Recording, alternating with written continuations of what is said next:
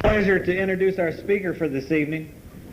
She's a very special lady in my life. She's my sponsor's wife, pain in the ass, and she's also my spiritual advisor, Aeline. Aeline, in.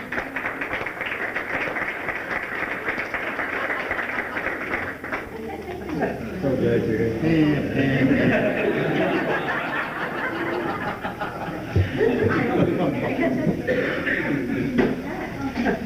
Make sure he sits down before I even start. My name is Aeline, I'm an alcoholic.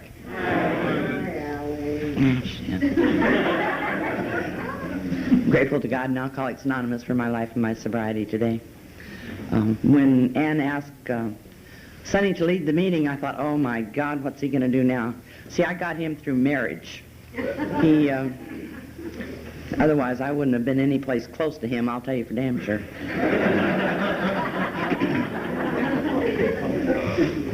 Thank God you can't get this program by osmosis, or I'd be in deep doo-doo about now, I'll tell you for damn sure. We got to his place about 3 o'clock yesterday afternoon and spent the rest of the day last night and all day today with him, and I'm about like this right now, you know, and I'm thinking, Jesus, when are we going to get back to the desert?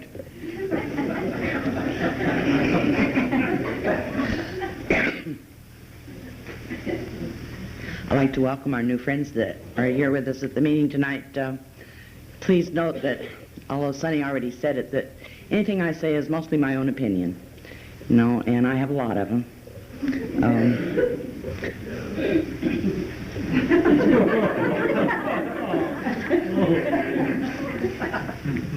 And I'd also like to say happy birthday to the 3 people that got birthdays. You know, when I first started coming to meetings of Alcoholics Anonymous and people would get up and get a birthday, and you would all sing to them, and I thought, that's the silliest thing I've ever seen in all my life. Until it came time for me to get one, you know? And then suddenly it wasn't silly anymore. Suddenly it took on a meaning that I never anticipated that would happen. Because you see, when I first came through the doors of Alcoholics Anonymous, I was not an alcoholic. I was married to a man who was an alcoholic, and I knew he had problems with his booze, and what I had done for years before that was compare my drinking to his, and I came out smelling like a rose. See, I'd never been in jail, and you had to have gone to jail in order to be an alcoholic. I had never been in a mental institution, and he'd been in several of them. As a matter of fact, when I first met him, he was in the psychiatric section of the Naval Hospital in Bremerton, Washington.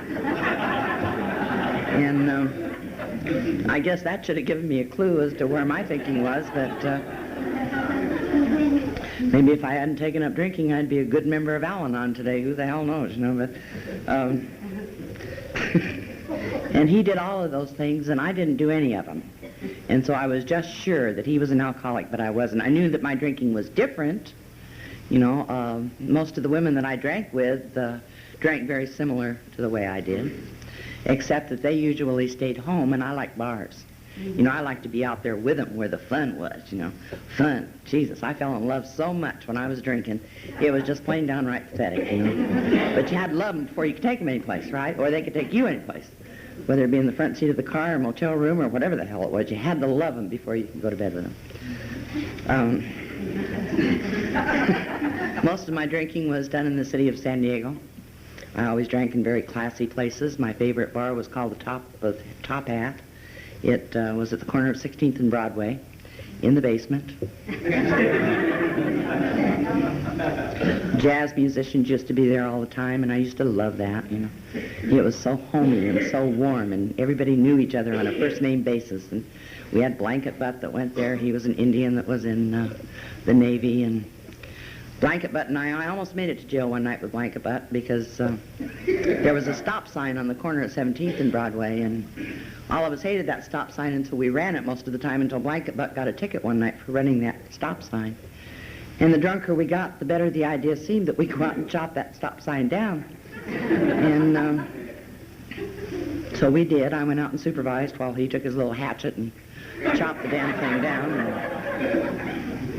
And we stuck it in the back seat of his car and went back in to do more drinking. And pretty soon there were some cops in that bar and came in and wanted to know if I knew who owned the car out there on the street. And hell, by that time I'd forgotten that we chopped the stop sign down. And so I took him out in the other part of the bar and showed him who Blanket Butt was. And they took him off to jail. And, you know, I don't think he ever did forgive me. He was in the submarine section of the Navy, and he invited us to Thanksgiving dinner one year. God, I haven't thought of this in years. And we're down in the submarine, and I've got a little bit of paranoia anyway, you know, and when it comes to something like that. And about midway through Thanksgiving dinner, there was a fire on the tender, and they started the motors up in that damn sub, and I thought, he's getting even with me for turning him in. We didn't go anyplace, though. We just stayed right there. In 1957, after the birth of our 5th child, see, I had another problem, too. I kept getting pregnant all the time. We decided to move to Los Angeles and start life anew, because by that time, pardon me, I'm having a hell of a time breathing tonight.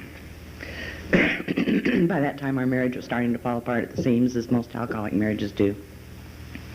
And we thought that maybe if we moved, that common geographic that we all seem to go through, that everything would be better. And so we moved up to the San Fernando Valley in Los Angeles. We moved in the middle of the night, pulling 2 trailer loads of early American 12-step house furniture. And got up there and unloaded it, and the first thing that we had to do was go out and buy a bottle of wine to celebrate moving and getting into this new life. We moved into a very class area of the San Fernando Valley in Pacoima.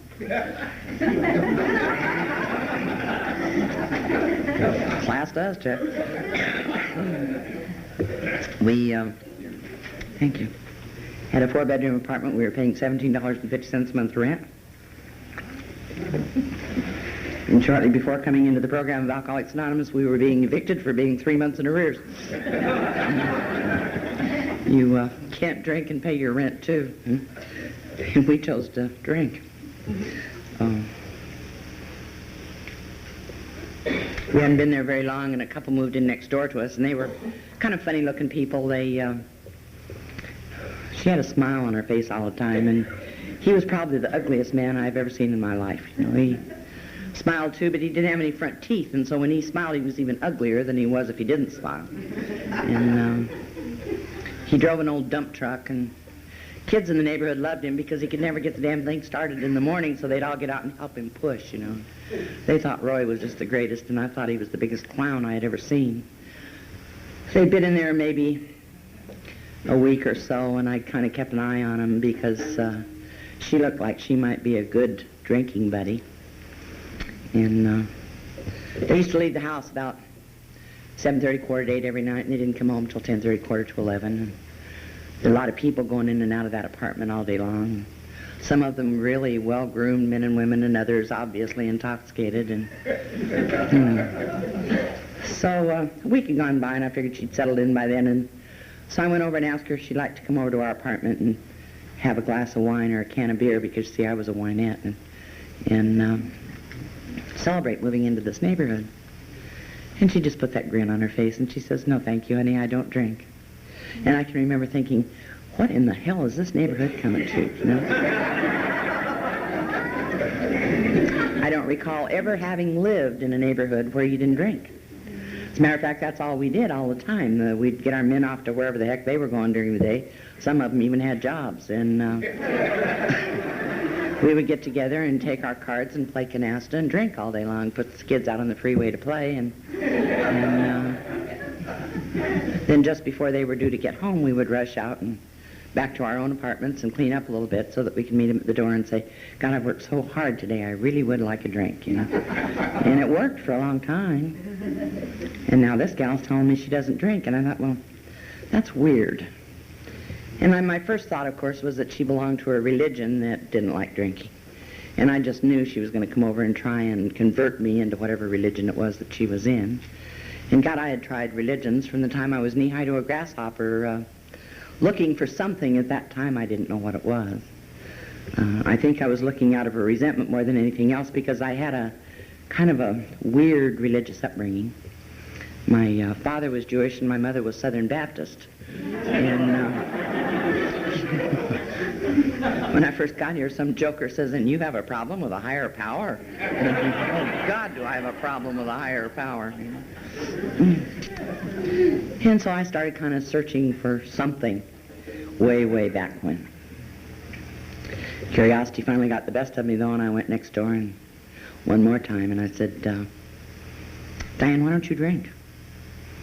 And she put that smile on her face and she said, honey, I'm an alcoholic and I belong to Alcoholics Anonymous. And I thought, oh, shit, give me a break, you know. Because I knew what Alcoholics Anonymous was all about, you see, and I knew this broad was lying to me. Because my husband had been going to meetings of Alcoholics Anonymous since 1946. And every time he'd go to a meeting, if he came home at all, he came home drunk. Now, this woman told me she didn't drink. She said she was a member of Alcoholics Anonymous, and I knew she was a liar, you know, because my mind said that Alcoholics Anonymous was a place where alkies got together and got drunk anonymously. I knew that. You know, sometimes you get on the side of a room maybe that you were supposed to take care of the rest of them. Like tonight, it's your turn to drink and they have to watch you, and then next week it's their turn to drink and you have to watch them, you know. I knew that's what AA was. So I started watching her like a hawk. Have to keep track of this woman now because she's lying to me already. The funny part of it was that my drinking started taking funny turns then. Because I'd take my wine bottles and my beer cans and put them in a brown paper sack and wait until 2 or 3 o'clock in the morning and walk about 4 or 5 blocks down the street and put them in somebody else's trash can. I started, you know, they lived there for a year after I got sober, and I didn't ever see Diane go in my trash can. I don't know what in the heck I thought she was going to be doing, but I think that paranoia that all of us feel at one time or another was really setting in good then. I used to pull the blinds to the dining room so that she wouldn't look in and see me sitting there at the table half snockered, you know, because God knows I didn't want her coming in and giving me any preaching. Started doing all kinds of funny little things. When I first got here and you asked me if I'd ever hidden any bottles, I told you no, but that was when I really started hiding them at that point in time because I was afraid that she just might walk in. I had a bottle of wine in the water cooler or the water tank behind the toilet.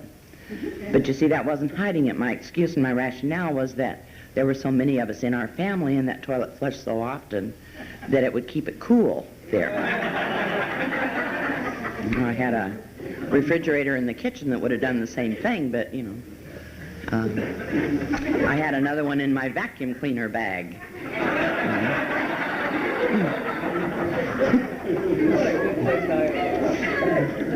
But that was in case I was cleaning, which wasn't too often, but if I was cleaning and I got real thirsty, and you know how it is when you get thirsty, you got to have it right then. You can't wait. And so it was always there on hand. I wasn't hiding it, you understand. Well, I kept watching her, and I'm pretty sure she kept watching me, too, as later things came to pass. And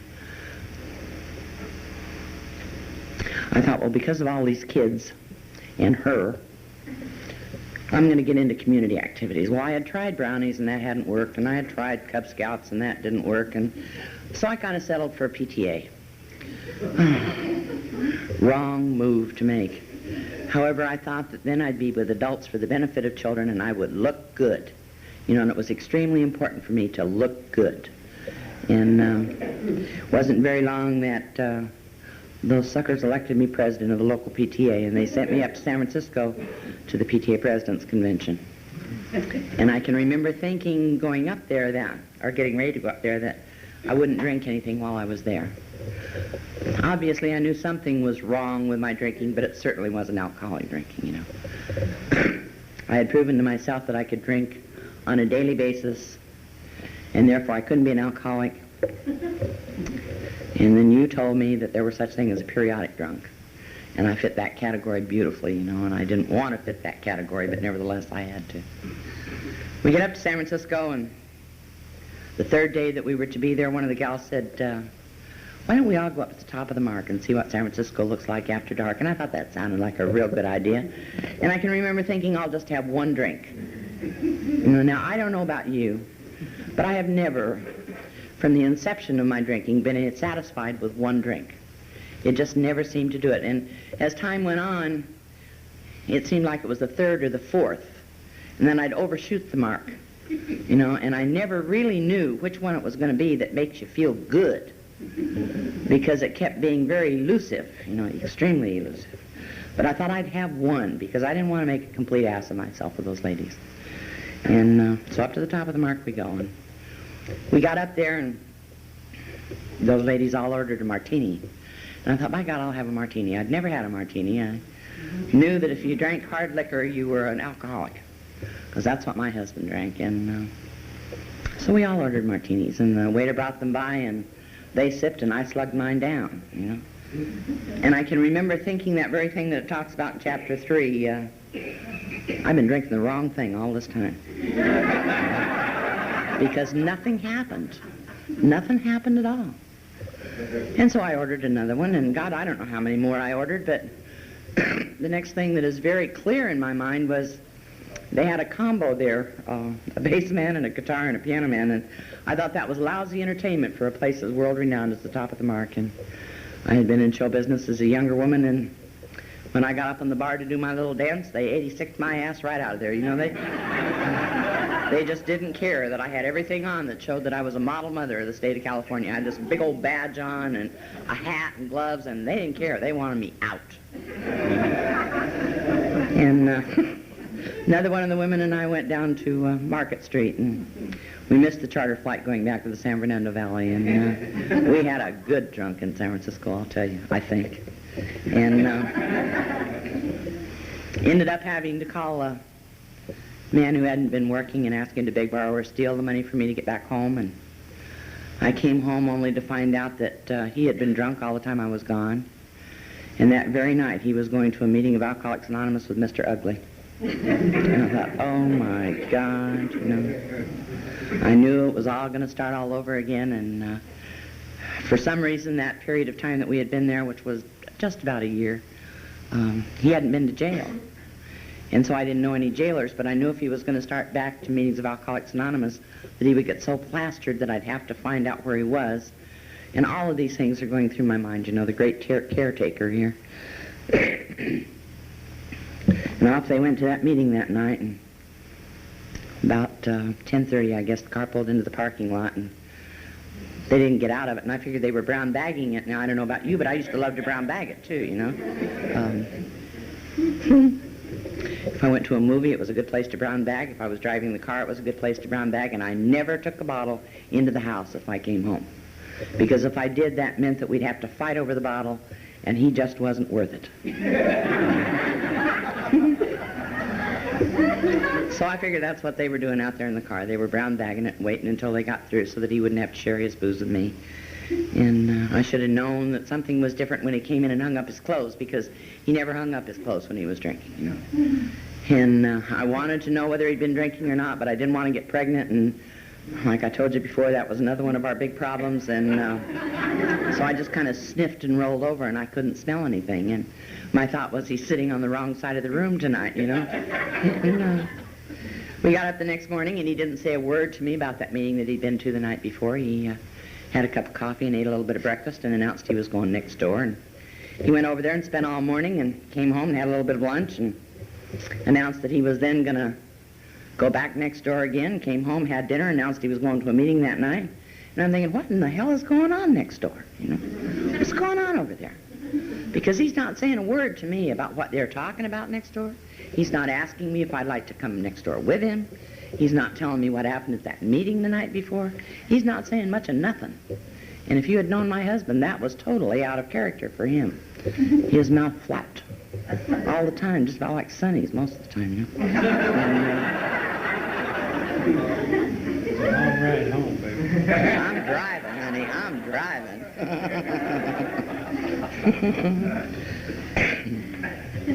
So he went to that meeting that night, came home, and this particular behavior was to go on for quite a while.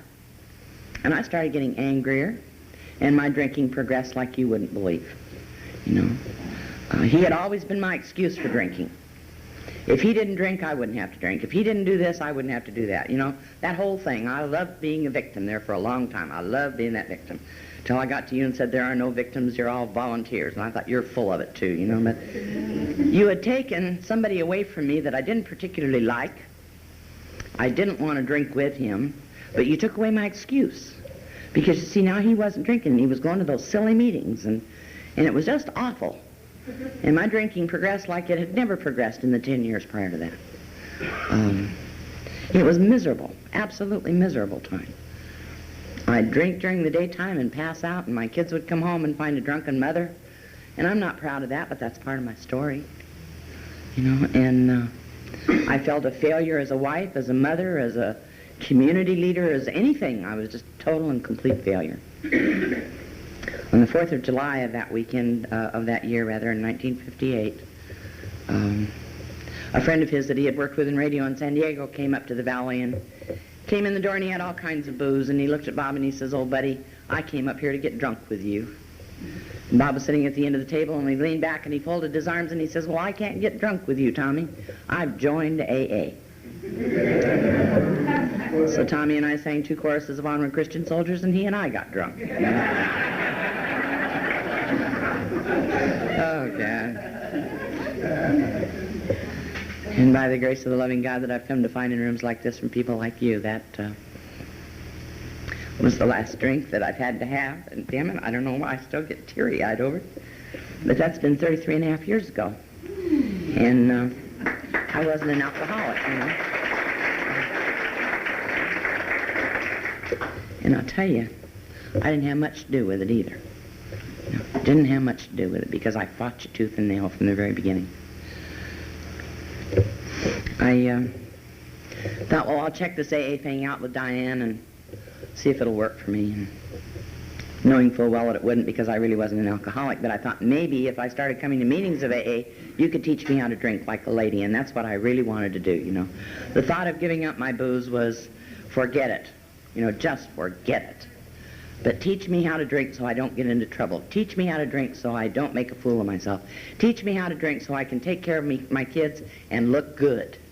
You know, teach me all those things. So I went next door to Diane and I said, "Diane, I have a cousin who has a problem with alcohol. What can I do to help him?"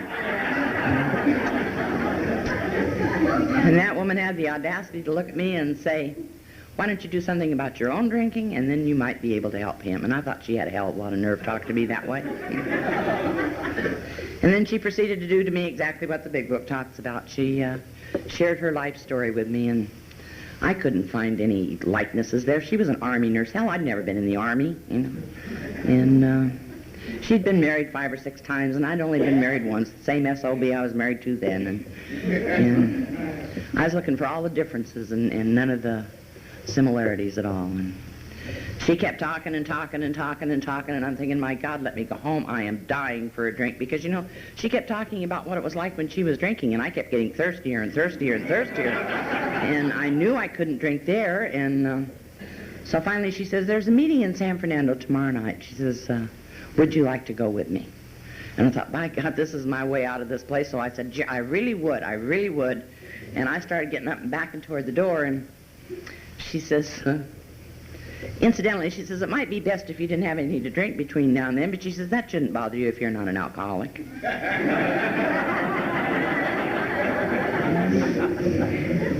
No problem. No problem. I've never wanted to drink so bad in all my life as I did when I left that apartment. You know, and I kind of kept control on it through the course of the evening, and my husband had gone off with Mr. Ugly again, and there were the kids and I sitting there at home glowering at each other, and they're saying, "Would you like a glass of wine, Mom?" "No." You know, and next morning came around, and I hadn't had anything to drink up to that point, but I thought, I don't want to go to that damn meeting tonight, you know. I just don't want to go. So her back door was probably as far from my back door as this podium is from the end of the table. But I picked up the telephone and I called her, and I said, "Diane, I can't go with you to that meeting tonight. I don't have anyone to watch the kids." She says, "I'll send my daughter over." I really don't know why I was so concerned about watching the kids, because this, again, I'm not proud of, but it's part of my story. And that when I had to drink, I had to go, and if those kids were left by themselves, they were left by themselves. You know, the oldest was 9 and the baby was a year old, and there were many, many times when they had been left to fend for themselves. I thank the Father today that nothing happened to them while I was gone and their dad was gone. Waited a couple hours, called her back, said, "Diane, I can't go with you to that meeting tonight. I don't have anything to wear." She says, "Don't worry, nobody's going to pay any attention to you anyway." I thought, what does she know? You know? I mean, Jesus, I was only 29, and I was skinny then, and I didn't have all this gray hair, and I thought I was God's gift to humanity, and I knew that when I walked into that meeting where all of those old alcoholics were, that they were just going to swarm all over me. And of course they were going to notice me, and I had to make sure I wore something nice. She said, well, she says, some gals will be there in shorts, some of them in pants, some of them in dresses. She says, it's okay. So I waited another couple hours, called her back, said, Diane, I can't go with you to that meeting tonight. I can't do anything with my hair. At that time, I could have sat on my hair. It was so long. And she says, put a bandana on, you're going. And that's the type of woman she's been now for 33 and a half years. If I call her today and try and argue with her, I don't dare say yeah but to her. But if she thinks I'm going to, she'll say, put a bandana on, and I know exactly what she means. You know? Yes, ma'am. Don't try it either, buddy. So we get on the car that night, and off we're going to this meeting. God knows where it's going to be. And she starts telling me a little bit about what I can expect. And she said, they'll ask for the hands of new people in their first 3 meetings of Alcoholics Anonymous. But she said, you don't have to raise your hand if you don't want to. And I thought, well, of course I'm not going to raise my hand. I'm going over there as an observer. Matter of fact, I had paper and pencil on my purse, and I was going to take a few little notes, you know, and check it out and make sure that this was something I might want to do. And so we pull off in this little filthy-looking place on 2nd Avenue in San Fernando, and the only thing that even looked halfway interesting were the new cars that were parked out in front. And so I figured we were there to pick up somebody else, because alcoholics didn't drive new cars like that. You know, they had cars like mine. They had whiskey bumps on them, and invariably one of the windows wouldn't open, because, you know, you have to leave it open, or wouldn't close, because you have to leave it open in case you need a quick exit of one kind or another. If you're driving along and all of a sudden it starts coming up, you got to have something to hang your head out of. So most of the time you just take the handle off of it so nobody can ever again close that window. And none of those cars looked like that. And then we walk into this room where everybody was smiling and laughing, and typical AA meeting, everybody was talking, nobody was listening. And around the walls were the 12 steps, and I started looking at those, and I saw God, and I thought, she's taking me to another church. And on front of a podium was the Serenity Prayer, and I knew she'd taken me to some religion that I hadn't had a chance to go to yet. And I was starting to really get angry with that woman. You know, I didn't want to be an alcoholic. I didn't really want to be in a meeting of Alcoholics Anonymous, but when I thought she was taking me to a church, I was really angry. And then she started taking me around and introducing me to everybody, and I kept wanting to say, Diane, I don't want to meet any of these people. You know, because they had that damn smile on their face, just like hers, you know. Oh, we're so glad you're here. I hope you'll keep coming back. Up yours, you know. I don't want that much to do with you. And, God, I just wanted to tell her, get me a chair, put me in the corner, and leave me alone, you know. Let me see what's happening before I make any commitments. And so pretty soon this big old guy gets up in front of a podium very much like this and pulls the biggest faux pas I'd ever heard in my life, because he says, hi, everybody, my name is so-and-so, and I'm an alcoholic. I thought, you don't say that in public, you idiot. You know? Those are things you talk about behind closed drapes in the confines of your own home. Sometimes you don't even talk about them there. But you certainly don't say something like that in public. And everybody called his name out to him, and he read something very similar to what Sonny's read tonight, and didn't make a damn bit of sense to me. And then he says, now old so-and-so's going to read something, and everybody clapped, and this guy gets up, and he's got a big old smile on his face, too. And he says, my name is so-and-so, and I'm an alcoholic, and he read something that absolutely made no sense at all. You know, no sense at all. He got finished, he looked up, he smiled, everybody clapped, he sat back down. First guy gets back up, he says, now somebody's going to do something else. And this lady gets up, and she's smiling, everybody's clapping, and she gets up, and she says her name, says she's an alcoholic. She reads something that didn't make any sense. And got finished, she looked up and smiled, everybody clapped, she sat back down, and I can remember thinking, God, don't let me have to go to the bathroom, they'll clap. I figured that was the sign. You get up out of your chair and everybody's going to clap. I thought that was probably one of the silliest things I'd ever seen. There was another guy that came in about 6 months after we did, and he moved up to Aptos.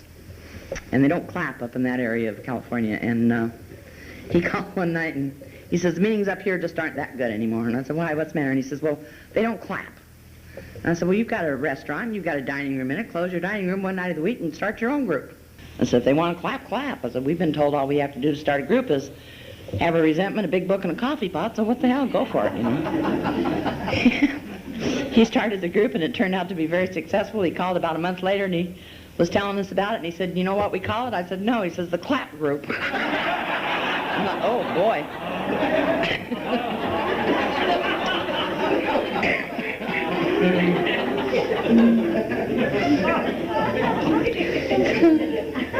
Anyway, then that guy said exactly what Diane said he was going to. He says, do we have any new friends with us in their first 3 meetings of Alcoholics Anonymous? And I told you I wasn't going to raise my hand, but I didn't reckon with old Miss Smiley sitting next to me because her arm was under my elbow and my hand went up.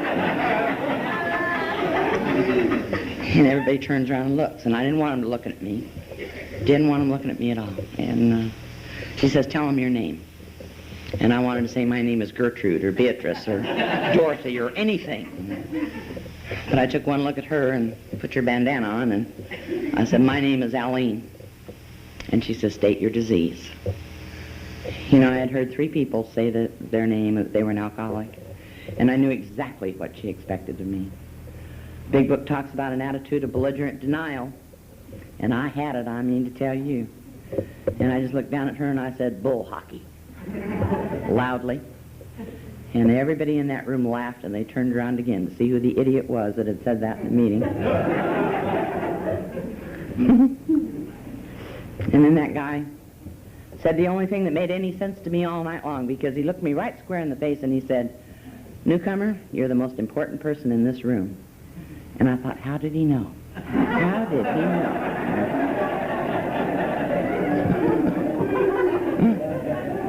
I had to look at him real closely because I thought maybe he was a member of my PTA, and God knows I didn't want anybody from there knowing that I was in a meeting of Alcoholics Anonymous. And then he said those words that I know before he died he came to regret, because he said, keep coming back, we need you. And it had been a long time since anybody had told me to keep coming back, and even longer since anybody had said they needed me. My children were perfectly capable of taking care of themselves, as was my husband. You know, and they really didn't want me, or they didn't need me around at all. Of course, I misinterpreted that. I thought that they needed me there to help organize their meetings. And Sonny and I were talking about that earlier today, and the harder I tried to organize them, the more they shoved those traditions up my hind end, until I just wanted to take a laxative and get rid of them. But I'll tell you, those traditions came to be as important to me as the steps are. So I started going to meetings of Alcoholics Anonymous, and there were some real weird people in that group, you know.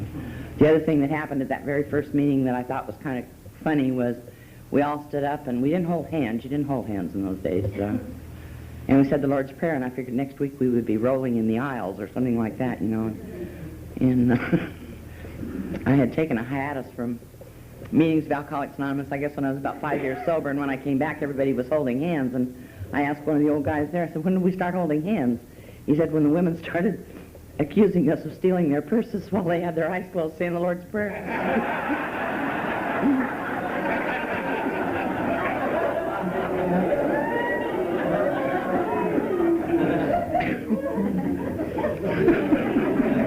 Oh, Lord, that was a weird group I got in with, I'll tell you for sure. There was one old guy there, his name was Del O'Neill. He died a few years ago, and I hated him. God, how I hated him. He had white hair and a real red complexion, and he had about 4 years of sobriety, I guess, when I got sober. And he'd stand up there and he'd put his arm way up, and I knew he was a preacher. They used to call him Father O'Neill. And that was mainly because he slept under the bench in the front of the Catholic Church in San Fernando, and they called him Father O'Neill, but I didn't know that at the time. Oh, God. And he'd get up and he'd just go on and on and on about things that didn't interest me in the least. And if there were 50, 60 people in the room, he would look right at me. You know, and I want to tell him, get off my case. You know, I don't have to listen to you.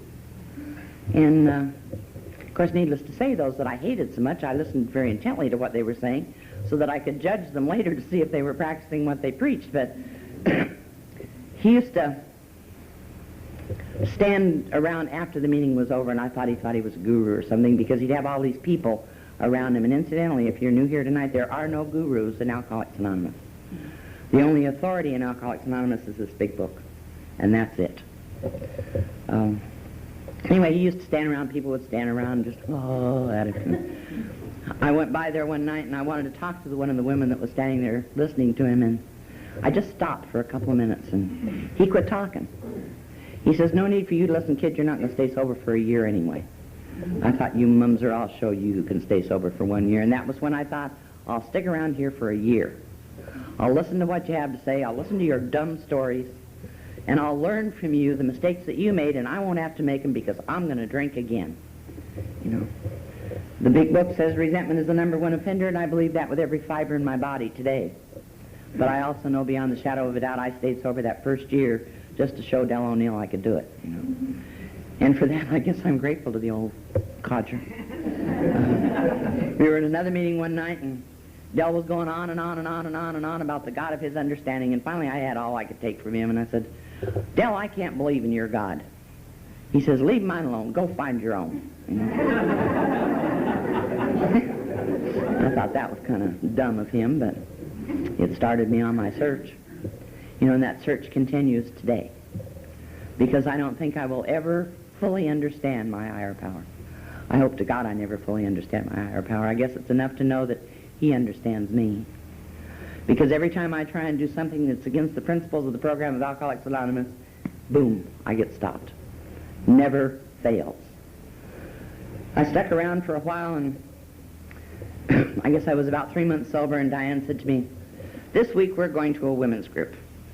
I thought, you're going to a women's group? I ain't going to no women's group. You know, what Christ's glory.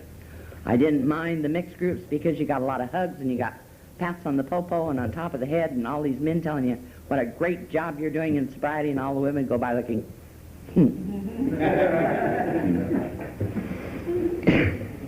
And I wasn't going to go to that meeting. But the following Monday night came, and I found myself going to that meeting with her with a big book under my arm because it was a big book study. And I'll tell you, those women saved my life because they told me that I could not only read that big book, but they showed me how to put the principles into action. You know, and it was the action that actually saved me, I'm sure. I still hadn't made up my mind that I was an alcoholic, and that's a hell of a place to be in your first year on that fence, you know. I'd go to a meeting and you would be talking about fears and resentments and insecurities, and I could identify with you wholeheartedly, and I'd go to another meeting and somebody would talk about ending up down on Skid Row, and I could not identify, would not identify. And so for a whole year I was back and forth. One time I was, next time I'm not. Then I am, then I'm not. And it was a miserable place to be, but I knew I was only going to be around there for a year anyway, so what difference did it make? Well, that first year rolled around, and that was when the importance of the birthday cake really hit me, and I got up there just bigger than hell to tell them all the wisdom that I had learned in that first year, which consisted of thank you, and that was about it, you know. And I thought, I've had it with these people. I just can't stand them anymore, because now that I had taken that first year, I come to find what true anonymity was. Because they weren't paying any attention to me at all anymore. They were looking for that new guy or that new gal walking through that door. To hell with her, she's got a year. You know, she's got to have learned something by this time. Oh yeah, we'll take her with us when we go out of town to a meeting, or we'll take her with us when we do this or that or the other thing. Or we'll let her participate in our potlucks, but she's not that important anymore. That was what I felt. I know today it wasn't true, but that's what I felt. And I thought, to hell with all of you. So one night after a particularly bad women's group, when I had told them that, see, they used to tell me that the answers to all my problems lie within the first 164 pages of the big book. They said any problem that I had or ever would have, the answers were there. And this one night they were going on and on and on and on, and I told them to take the big book and jam it where the sun didn't shine. There were no answers in there for me. And I ran out of that meeting, and another gal that had come in about 6 months before me came out after me, and we stood out there and commiserated with each other for a while. And I went back into that meeting only to find those same women still sitting there, but instead of that on their face, they had a smile. And after the meeting that night, they all came and put their arms around me to tell me how important I was to them. And yet it didn't seem to work, you know, and I thought, no, I'm not going to stick around here anymore. This is it. I'm gone. And so I left and went down to the liquor store there on San Fernando Road, and I pulled in the one driveway, and another car pulled in the other, and he got the only parking place that was there. Coincidence? I don't think so. You know, I don't think so. And I thought, well, hell, I didn't want to take anything home anyway. Bob still might take it away from me if I went home. And so I went on down a little further to the bar where I used to drink, and I drove in there, and that committee that Bobby Earl talks about took hold, you know. And it says, you really don't want to drink. This has been a fantastic year for you. And the other side would say, the hell it has. I've hated every minute of it, you know. And this side would say, but think of all the progress that's been made. You're kidding me. Still driving the same damn car, still living in the same damn dump. What progress? You know, and back and forth we go. And I didn't know at that time that I could tell my mind to shut up, that this is a speaker meeting and I'm the speaker, you know. I didn't know that. I thought it had to be a participation meeting and they could all participate. And so somehow the good side took over and I drove on home, but I still wasn't any too happy, and I was still bound and determined I was going to show you that I could drink again. And the God of my understanding knows how stubborn I am, because he hit me between the eyes with a 2x4 in the form of a disease called infectious hepatitis, and it turned to jaundice and cirrhosis of the liver, and I ended up in General Hospital in downtown L.A. And wasn't it a coincidence that the little doctor that admitted me, and in 1959 that was kind of unusual for medical men to consider alcoholism a disease. But he had either just studied or was completing his studies on the disease of alcoholism. Now I had heard you for a full year tell me that alcoholism was a disease. It was an obsession of the mind coupled with an allergy of the body. And I thought, you're just telling me that so that the moral issues won't have to be met here. And here this little doctor is telling me all about the physical aspects of alcoholism. He asked me when he was checking me in how much I drank, and I said I haven't had anything to drink in over a year, and he almost called me a liar. He said, your liver is badly damaged. You know, and I didn't realize that I had drank so much that my liver would be damaged. I had no idea that after a year being away from booze that liver would still be damaged. And so it was while I was in there in complete isolation for a little over a week, I guess, that I had a lot of time to think. You know, sometimes that can be dangerous, but in this particular instance it turned out to be good for me. Because I believe it was while I was in there that I did what it talks about in chapter 3, admitted to my innermost self that I was an alcoholic. And the book says this is the first step in recovery. And somehow after listening to you and all those women, I knew that I had to put these things into practice or it would be useless and I would be out there drinking again. And somehow a life of sobriety seemed much more interesting than a life of drinking. And so the true journey began. The true journey began. And it started out as all alkies, I suppose, you know, going at it full force. Got to get that inventory written, got to get that fifth step taken. Let's wait for a while on the amends, you know, that type thing. And got it all done. And I went to Diane and I said, what do I do now? She said, you just do it all over again. I thought, my God, am I going to have to do this for the rest of my life? At that particular point in time, they used to refer to 10, 11, and 12 as maintenance steps. So she told me that I could practice those 3 steps if I wanted to, and it would be okay.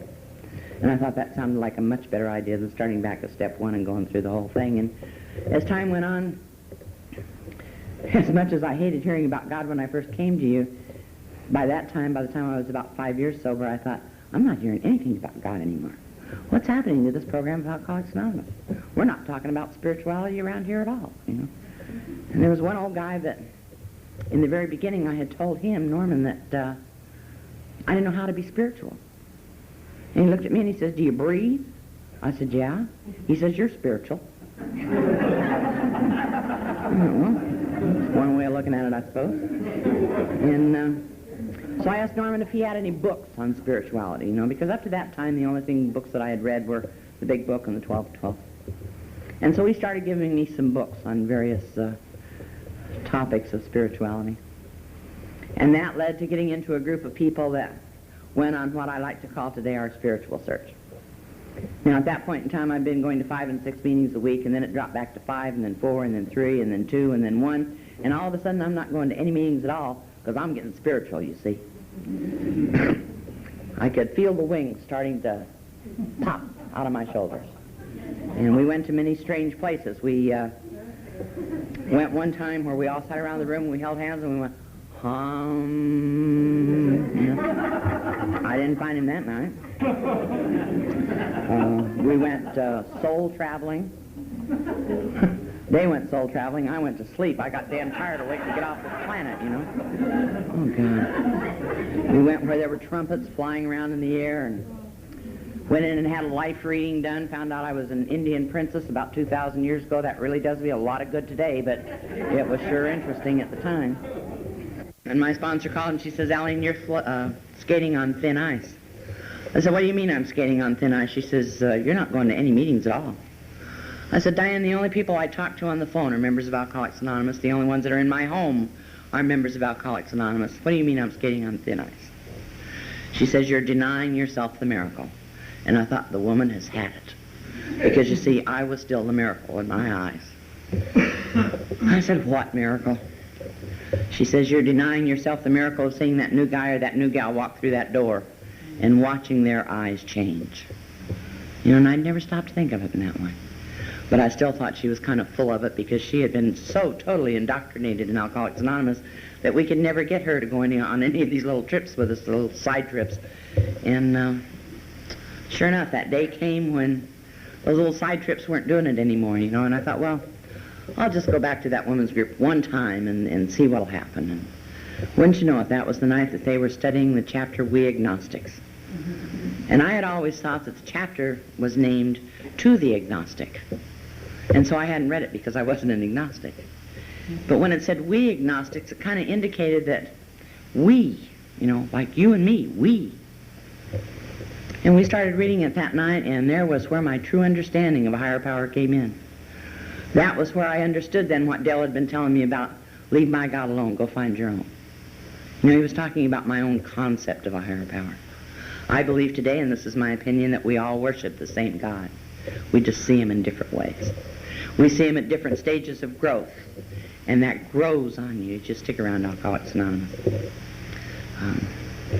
I started then going back to meetings on a regular basis and kind of stopped the fooling around with the extrasensory perception and all that type thing. And was doing pretty well, but there was still that thing in the pit of the stomach, you know, that thing that it's not quite right yet. And one day I picked up the big book, and I had been taught that when I was having problems just to let it fall open and read maybe a couple of paragraphs on whatever page it fell open to, and figured maybe that was my answer. And so I let it fall open, and it fell open to working with others, and it said something about when all else fails, work with another alcoholic. And so I prayed to this God of my understanding, the one that had answered prayers for me from the time I'd gotten sober, and asked him to send me a baby. But I forgot about his sense of humor.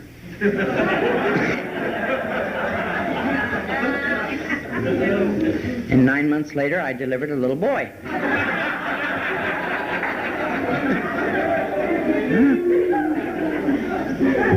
And be careful what you pray for, because you're going to get it. You are going to get it. That is a guarantee. If your experience is anything like mine. That boy got married the Friday after Thanksgiving. I now know what Martin Luther King said when he said, free at last, God Almighty, free at last. I didn't think he was ever going to get out. He was 5 years clean and sober, October the 28th, and I'm extremely proud of him today. One more time, my marriage was going down the drain.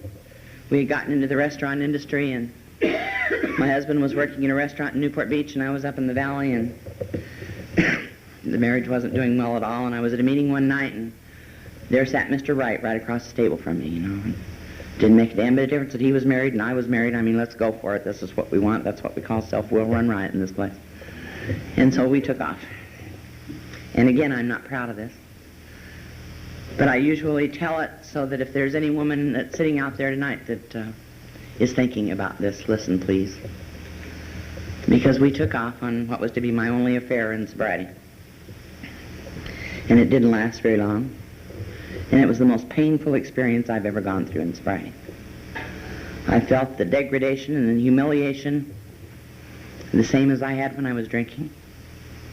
I wanted to die. I wanted the world to stop and just let me off. And so I bought a gun, and I was going to kill myself with it.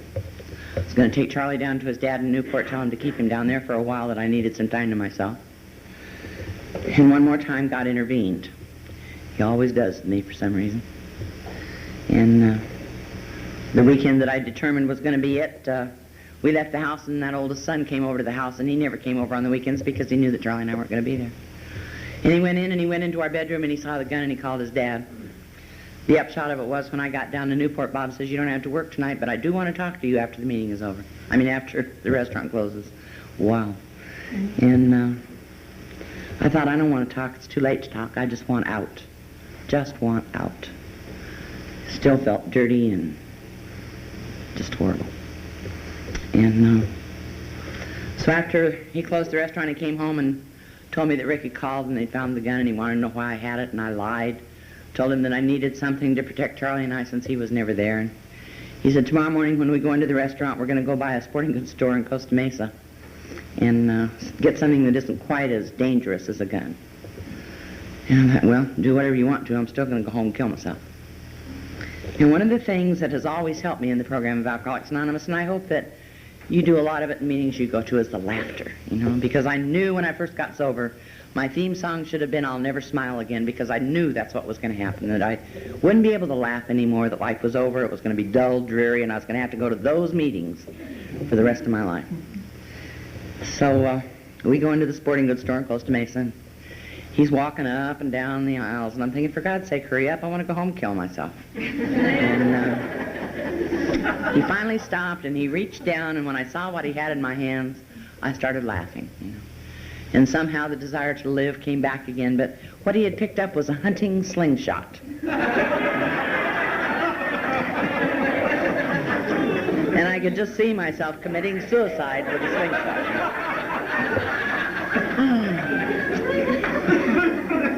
So the laughter was on, and it wasn't quite so bad anymore. And Jesus.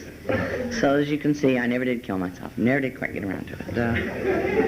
A few years after that, shortly after his 20th anniversary in the program of Alcoholics Anonymous, he was in Seattle. And I had a call from my sister up there that he had just died of a massive heart attack. We had been married for 30 years at that time. I was at the restaurant in West LA when I got the call. We still lived in the San Fernando Valley. By the time I got home, people like you from rooms like this were there waiting for me, reminding me one more time that this is a we program and we don't walk anything by ourselves. And you were there to walk through that with me. You arranged for the children and I to go up there. We went up and we didn't have a funeral service or a memorial service. We stood by his grave. We read a vision for you. We said a Lord's Prayer and we said goodbye, and we left him there. And I came back to the valley and got into a meeting of AA right away and continued going on a nightly basis until I'd get so tired that I think I'm going to stay home tonight, and I'd sit down and the walls would start coming in, and so I grabbed Charlie and we'd go out to another meeting. And one Sunday evening, one of my other sons came over and he says, "I'll take care of Charlie if you want to go to a meeting." And this was a little while after Bob's death. And so I went over to a place called Cabrito Foundation, and it was a men's recovery home, and I'd been on their board of directors for a while. And there was another guy that was on that board of directors. He and his wife had been on there, and I had seen him when he first got sober about 9 years before, and he was the most obnoxious, ugliest little guy I had ever met in my life. And then anybody told me then that I would be married to him at a later date, I'd have laughed in their face.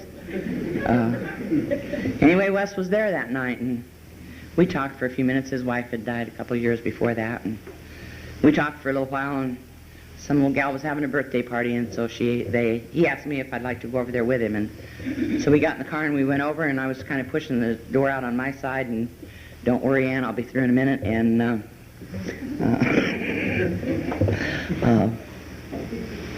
conversation was kind of dumb. It was kind of like, "See so-and-so lately?" "Nope." "Been to this meeting for a while?" "Nope." "Good meeting tonight, though?" "Oh, yeah." We get to the party, and there were all the people from the meeting that were there, and we were having a good time. And he drove me back to my car, and he says, I'll call you one day, and we'll go to a meeting or dinner or a dance, anything you'd like." And I thought that sounded like a good idea. It was on a Sunday, and he didn't call me Monday, Tuesday, and Wednesday, so I called him on Thursday. By now, I'm getting a little horny, and I know he's a clean old man, and so I figured, what the hell? So I asked him if he'd like to go down to Newport with me to pick up a set of books from the restaurant, and he said he'd love to. So we met in a real romantic place, the parking lot of the post office in Van Nuys, and started up and over the hill, and I thought I better get this thing straight right now. So I looked over at him and I said, "Wes, I don't ever want to get married again." And he looked at me and he says, well, who the hell asked you? That was his first mistake. Because I thought, you're going to, buddy. You are going to. And sure enough, he did. About a week later, he asked me if we'd get married, and we set a date for the 28th of October. Now, when his wife had passed away, you had all been there to help him with his sorrow. When my husband passed away, you were there to help me with my sorrow. And when we got married, you were all in that little old chapel, you know. And you hooted and you hollered and you yelled and you screamed and you gave me congratulations and him condolences, and God, it was just a fantastic wedding. A great wedding. That chapel was just bursting at the seams with all the friends that we had made throughout the years in Alcoholics Anonymous. And if you're new tonight, believe me, you'll make friends that you never thought possible before. Because there's an unconditional love that exists between one alcoholic and another. It seems to be an unconditional love that I haven't been able to find in any place besides Alcoholics Anonymous. We moved to the desert so that we could start our own identity, if you will. Wes said he didn't want any more houses, he didn't want any more lawns, he didn't want any more swimming pools. And I said, fine. So if any of you are ever down in Palm Desert, we live on a street called Delaware. You don't want any more white fences either. And if you make a right on that street off of Warner Trail, we're the third house on the left-hand side. You'll easily identify it because it's the only one on the street with a white fence.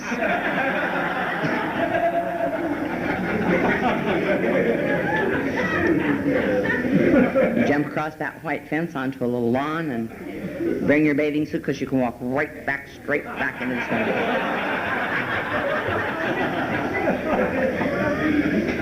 pool. I keep telling him I have seniority over him. Call him newcomer when he acts up. And he keeps telling me it's quality rather than quantity. And I keep reminding him to thank God he got both when he got me.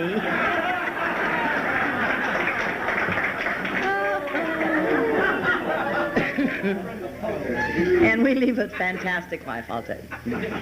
We have a lot of fun. I retired the 1st of April. And so we're together 24 hours a day now. And I got to tell you, I thoroughly enjoy it. But I wouldn't be able to enjoy a minute of it if it weren't for you teaching me the principles of the program of Alcoholics Anonymous. There's one other little thing that I'd like to share with you before I sit down. And that's that a few years ago, Wes spoke at a roundup in Grants Pass, Oregon, and there was a man there, Patrick, and he was a writer. And he said that he'd always wanted to write a song that epitomized how he felt about Alcoholics Anonymous. And so he was driving along during the holiday season, and the tune came to mind, and he got the words all of a sudden. And he said it kind of goes like this. Oh, thank you, God, oh, thank you, God, oh, thank you, God, oh, thank you, God. Oh, thank you, God, oh, thank you, God, oh, thank you, God, oh, thank you, God. Oh, thank you, God, oh, thank you, God, oh, thank you, God, oh, thank you, God. Yeah. Oh, thank you, God, oh, thank you, God. Oh, thank you, God. Oh, thank you, God. And thank you.